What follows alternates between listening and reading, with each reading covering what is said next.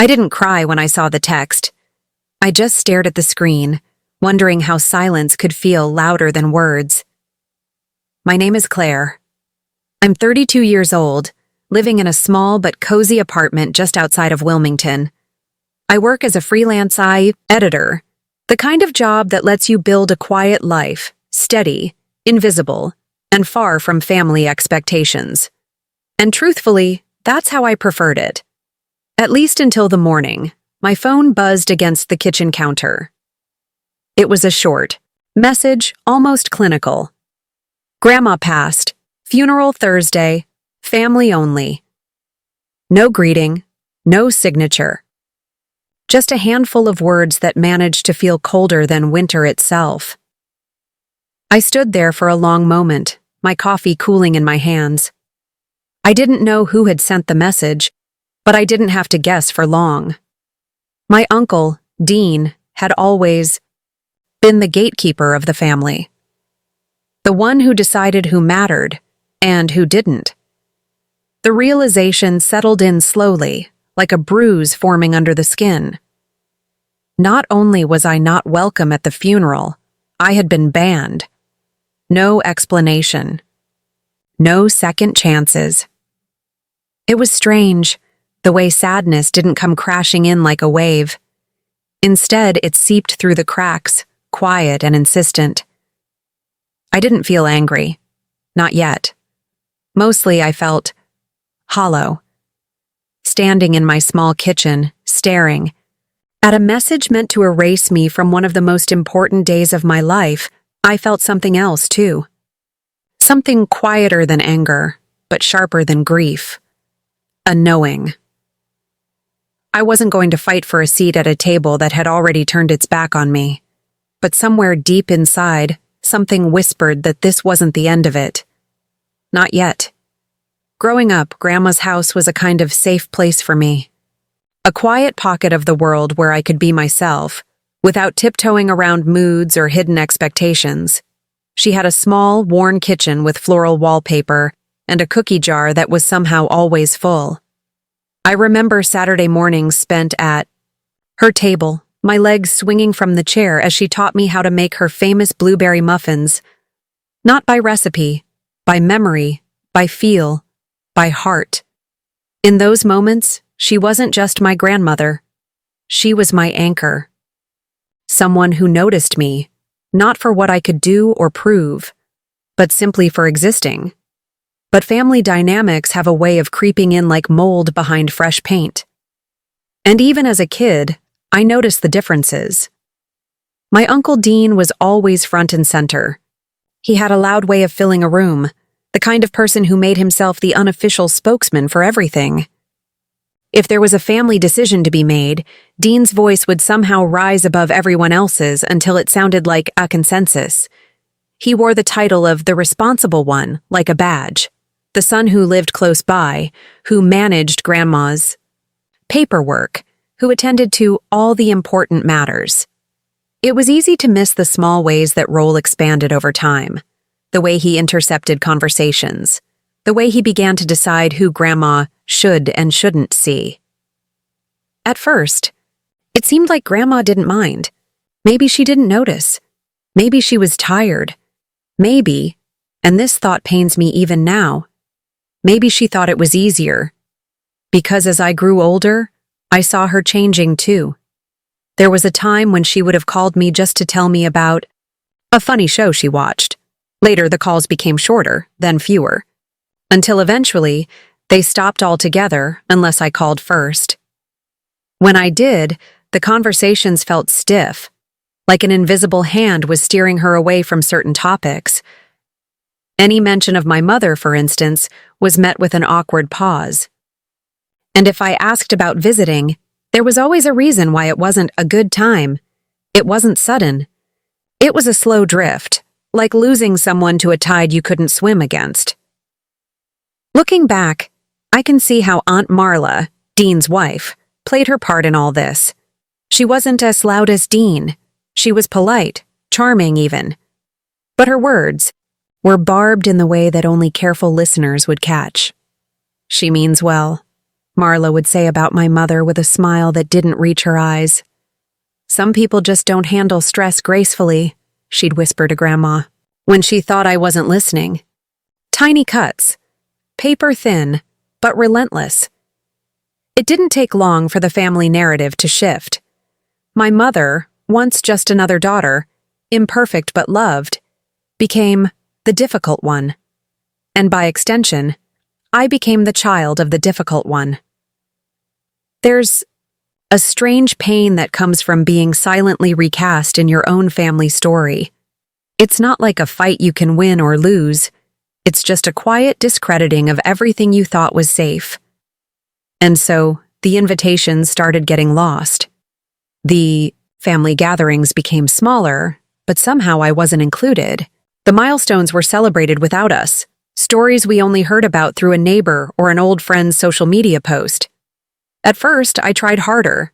I sent cards, made calls, offered visits. But there's a limit to how many unanswered messages a person can send before they start hearing the real message. You're not wanted. It wasn't just Grandma's distance that hurt. It was the way no one else, not even my cousins, not even the people who had once laughed at my birthday parties, seemed to notice or care.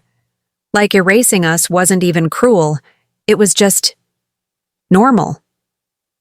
By the time Grandma's health started to decline, I already felt like a ghost in my own family. An outsider looking in through a window, watching the life I used to be part of continue without me.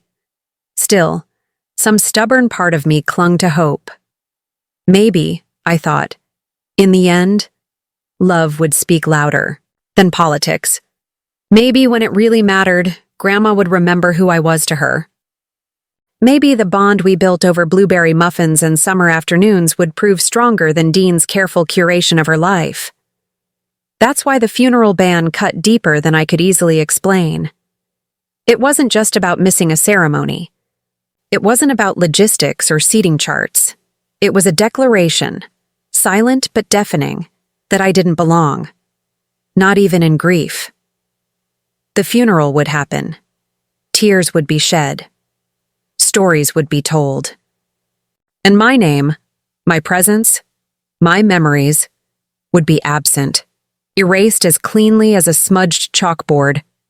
Standing alone in my apartment, the text still open on my screen, I realized something painful but freeing. There was nothing left to salvage. There was only truth, and what I chose to do with it next. The days after the funeral were a strange blur. I kept expecting to feel something sharp and defined. Anger, maybe, or a deep, chest-clenching sadness. Instead, everything felt muted. Like standing outside on a foggy morning, where even the closest things seem far away.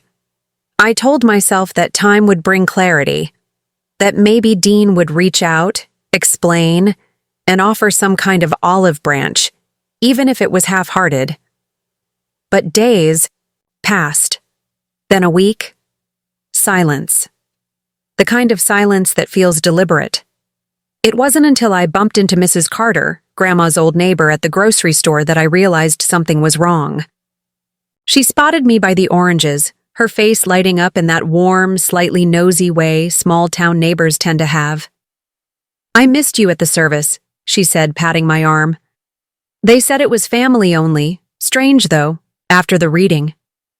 I blinked. "The reading?" I asked, unsure I heard her right. She nodded, lowering her voice conspiratorially. "After the service, they all gathered at the house. Said they had some paperwork to go over. Your uncle led it, of course. Seemed very organized." Her smile faded as she looked at me more closely.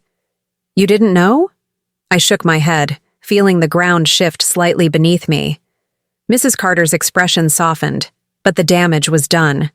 Something vital had moved just out of reach, and I wasn't even supposed to know it had happened. That night, I sat at my small kitchen table, the same cold cup of coffee from that morning untouched at my elbow, and stared out the window at nothing. The pieces were starting to fit together, in an ugly, inevitable way. It wasn't just that I'd been excluded from mourning. I had been excluded from something else entirely. Something official. Something permanent. Still, some small voice inside me insisted on being fair.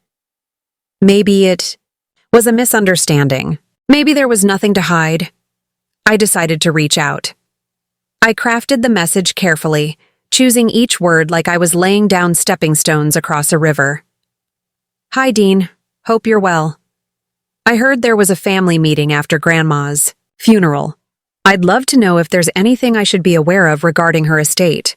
Let me know if you have time to talk. I sent it, watched the delivered mark appear, and waited.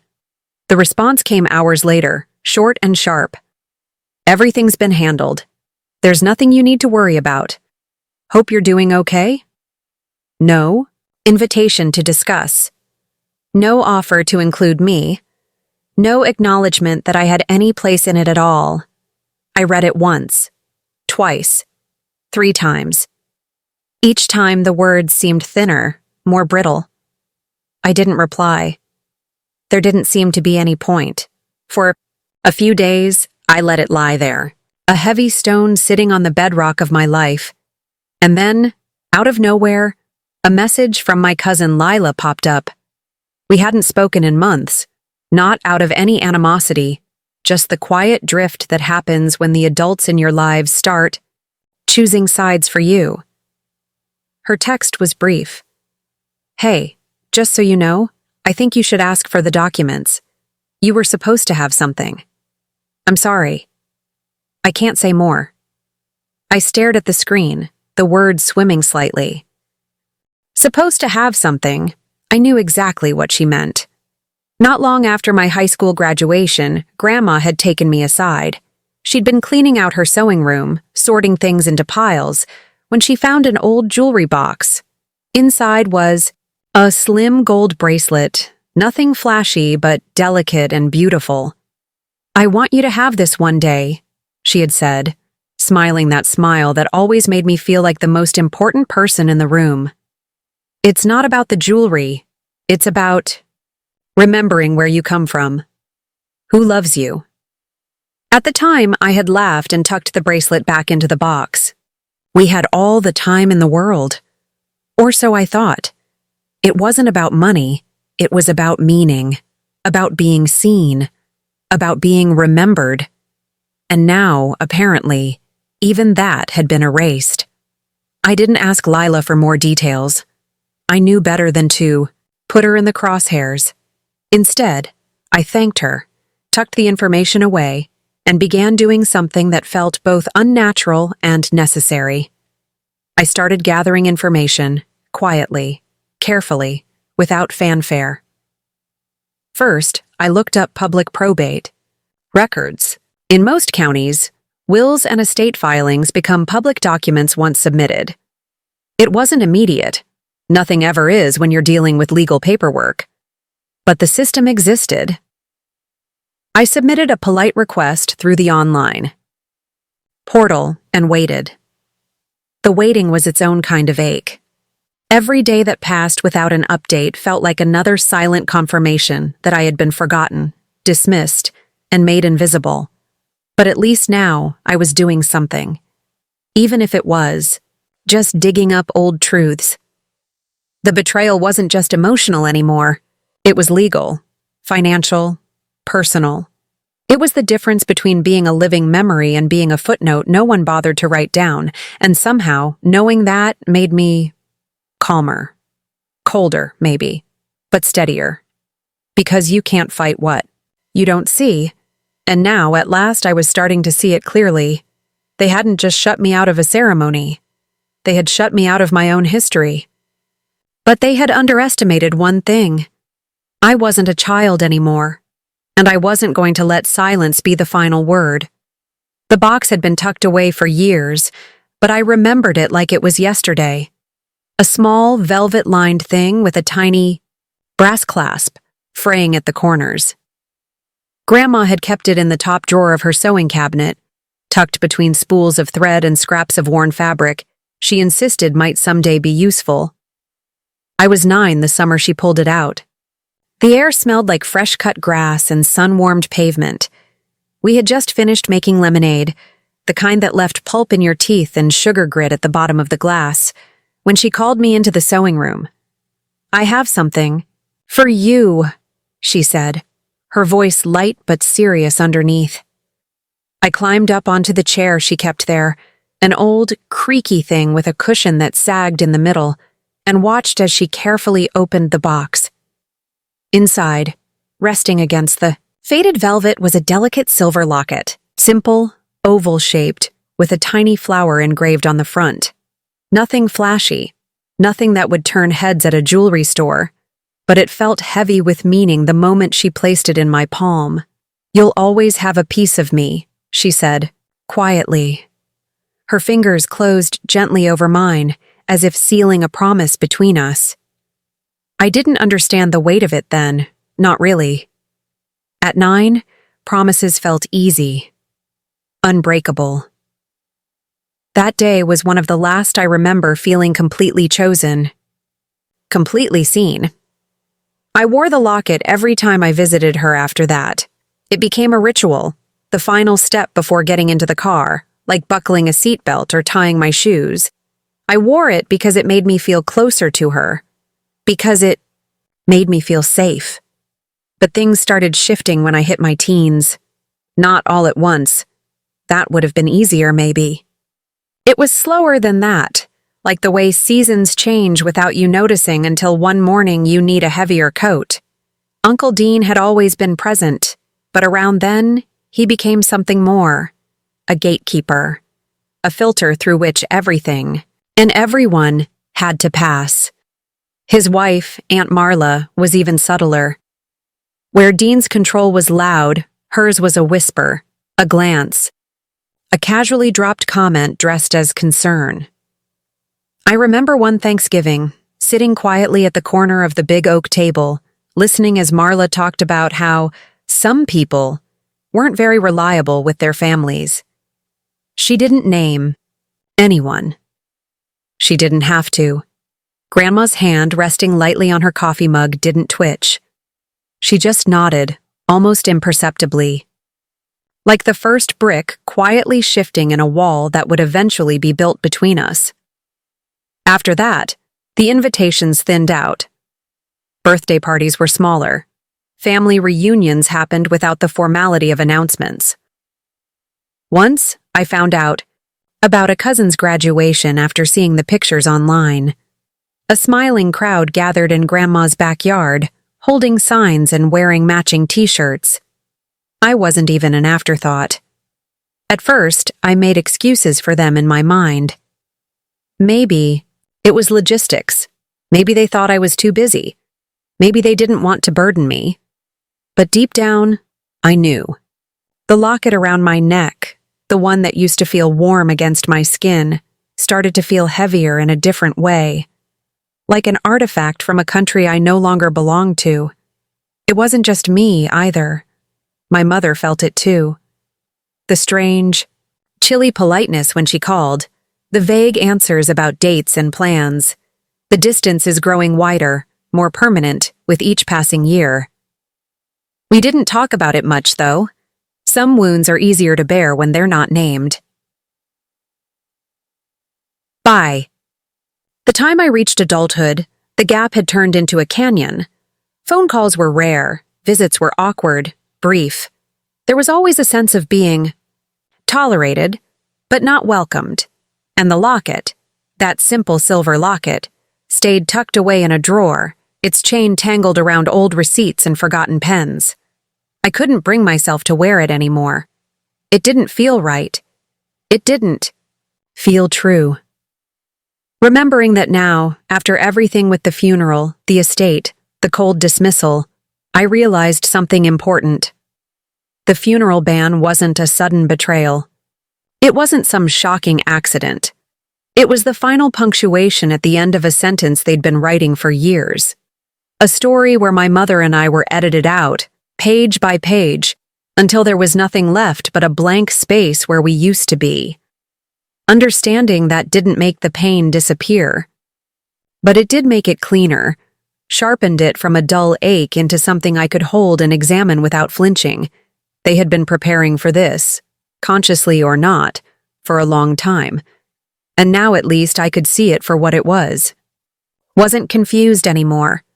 I wasn't waiting for an explanation that would never come. I was wide awake. There's a kind of exhaustion that creeps in after too many unanswered questions. It's not the tiredness you feel after a long day's work. It's the slow erosion of hope. The steady realization that the people you once trusted will never give you the truth freely. Still, I had to try. Once more. Not because I expected a different answer, but because I needed to know that, at least on my side, nothing was left unsaid. I sent another message to Dean. Polite, measured, devoid of anger or accusation. Hi, Dean. I would really appreciate the opportunity to view Grandma's final documents. I believe it's important for everyone involved to have clarity. Please let me know how I should proceed. Hours passed. Then a day. No response. When it finally came, it was shorter than the last one. Everything has been handled appropriately. There's nothing more for you to see. Grandma's wishes were respected. It was the kind of message that wasn't meant to inform. It was meant to end the conversation. Tidy, final, dismissive. I stared at it for a long time, feeling not anger, but something sharper. Understanding. They had never intended for me to be part of any of it. Not the grieving, not the honoring. Not the legacy. I wasn't just outside the circle. I had been written out of the story. I set my phone down, feeling the cool surface of the table against my fingertips.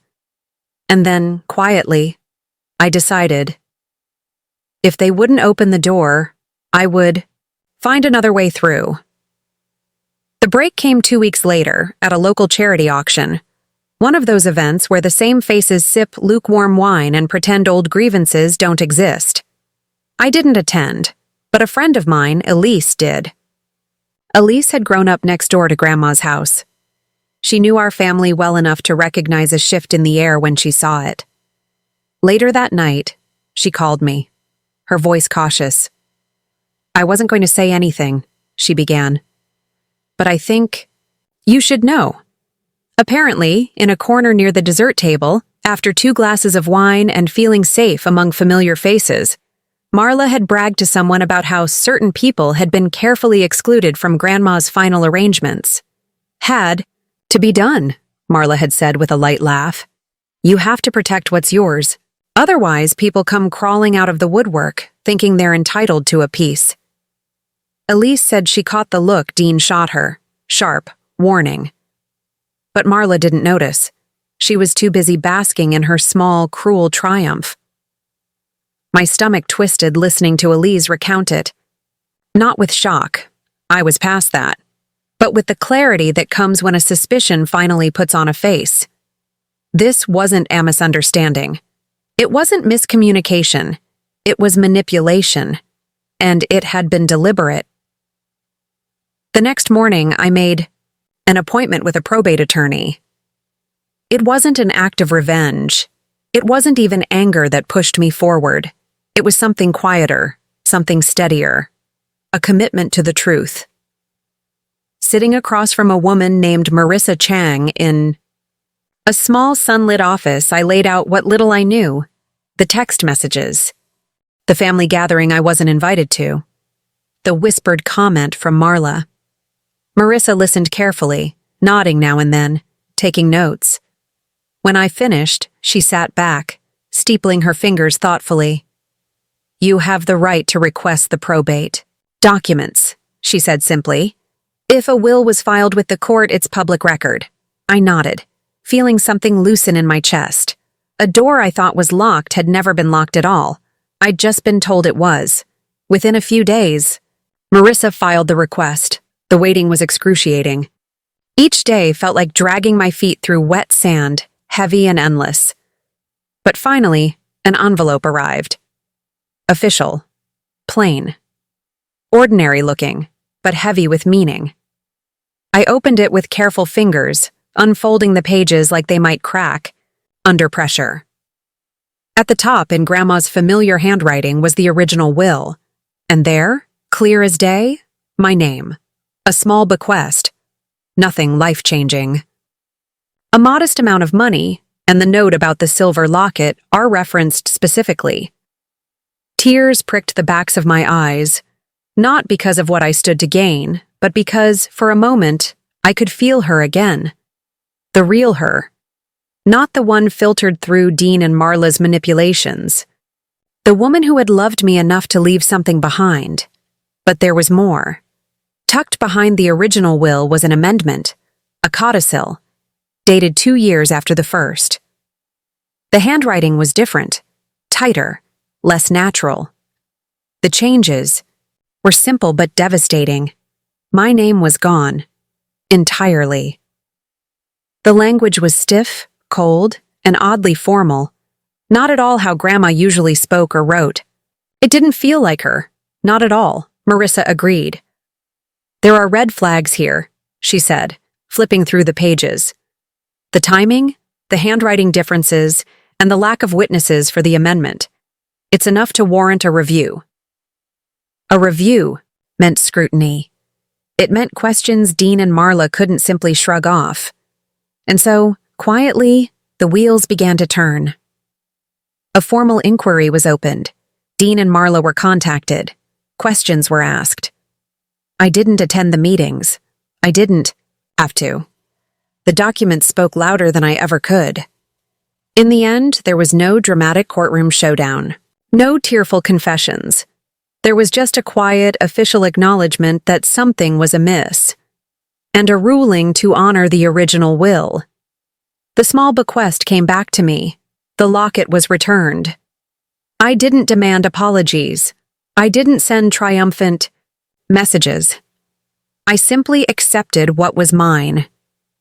And closed the chapter they had tried so hard to erase.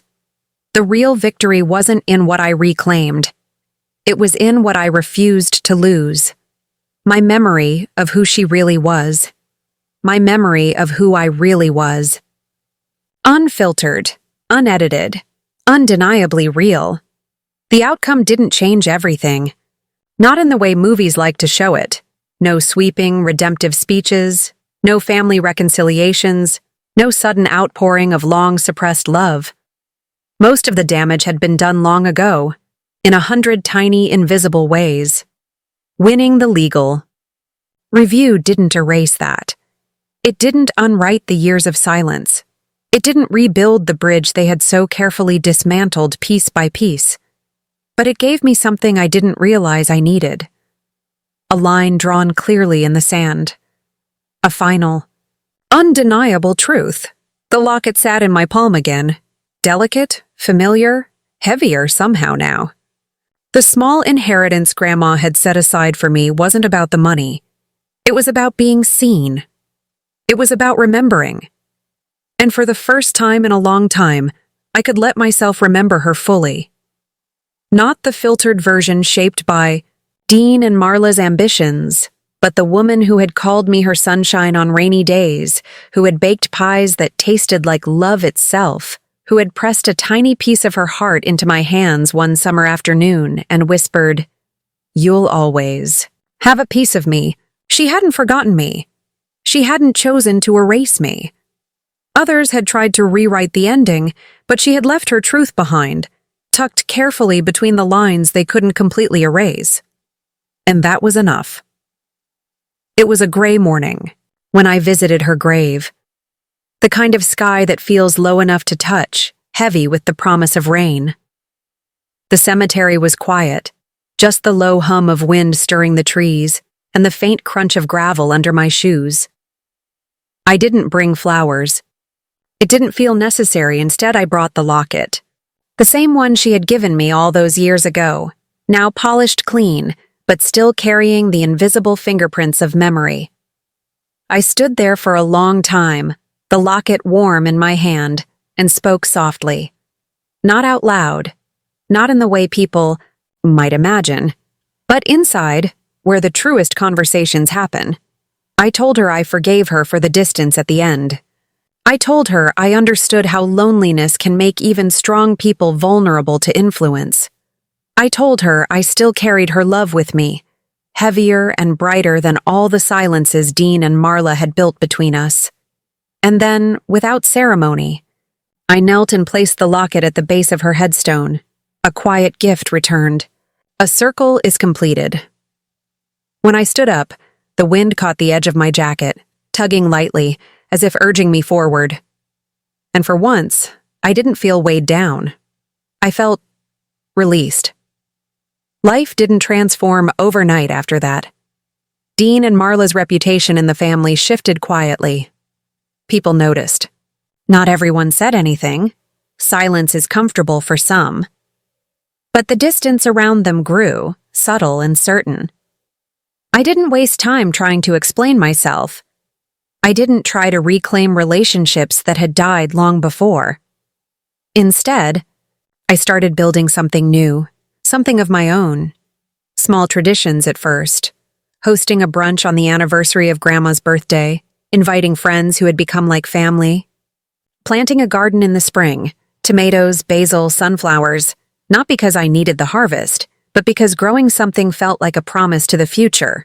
I kept the small inheritance not as a trophy, but as seed money for a dream. I hadn't dared speak out loud, opening a tiny bookshop one day where the shelves would be crowded with stories too stubborn to be forgotten. Stories like mine, stories like hers. In the end, the real victory wasn't about proving anything to Dean or Marla or even the rest of the family. It wasn't about reclaiming a seat at a table I no longer needed. It was about standing tall in my own life, knowing that love, once truly given, can't be erased by greed or bitterness or silence. It was about knowing that my story, messy, imperfect, beautiful, belonged fully to me, and that was something no one could take away. Not then, not ever.